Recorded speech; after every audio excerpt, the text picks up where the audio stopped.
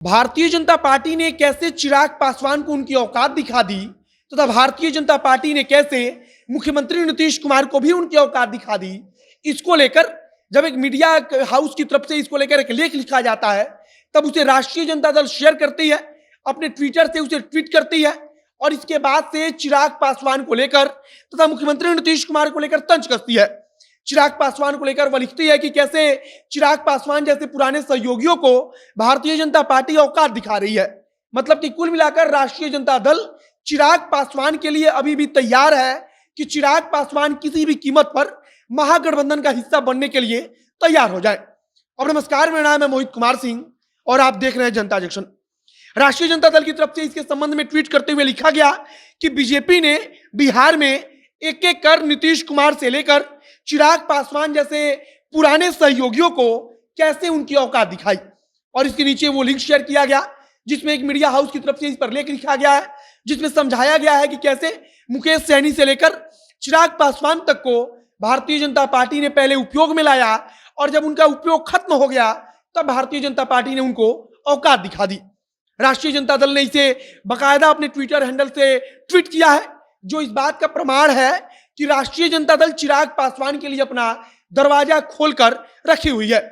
राष्ट्रीय जनता दल ने जब इसे ट्वीट किया तो इस बात पर चर्चा होने लगी कि राष्ट्रीय जनता दल बार बार चिराग पासवान को यह संदेश देने की कोशिश कर रही है कि भारतीय जनता पार्टी उनका साथ कभी नहीं देगी, भारतीय जनता पार्टी उनकी अपनी नहीं है, बल्कि राष्ट्रीय जनता दल इस समय उनके लिए अपनी है और चिराग पासवान को राष्ट्रीय जनता दल का साथ देना चाहिए।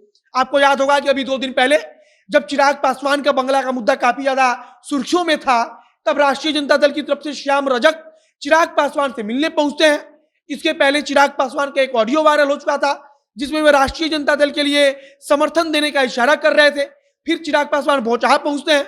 भोचाहा में कहा जा रहा था कि उन्होंने भारतीय जनता पार्टी को समर्थन दिया है, लेकिन अंदर खाने कहा जा रहा है कि इस समय एक खेल चल रहा है कि चिराग पासवान के समर्थक हो सकता है कि अगर उनके पास वाकई में संदेश पहुंच गया तो वे राष्ट्रीय जनता दल का समर्थन करेंगे और इससे भारतीय जनता दल को तगड़ा नुकसान होगा।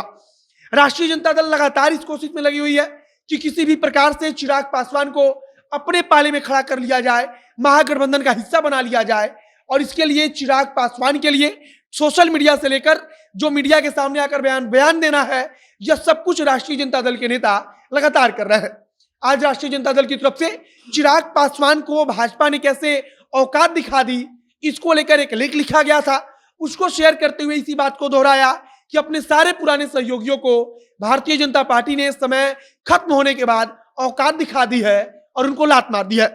अगर फिलहाल हम चिराग पासवान की बात करें तो चिराग पासवान ने अब नीतीश कुमार के खिलाफ एक रैली का ऐलान कर दिया है और उन्होंने कहा है कि आगामी अंबेडकर जयंती के अवसर पर यह बड़ी रैली निकाली जाएगी। नीतीश कुमार की सरकार के खिलाफ होगा, नीतीश कुमार की सरकार की नीतियों के खिलाफ होगा, उन्होंने जो गलत फैसले लिए हैं उसके खिलाफ होगा।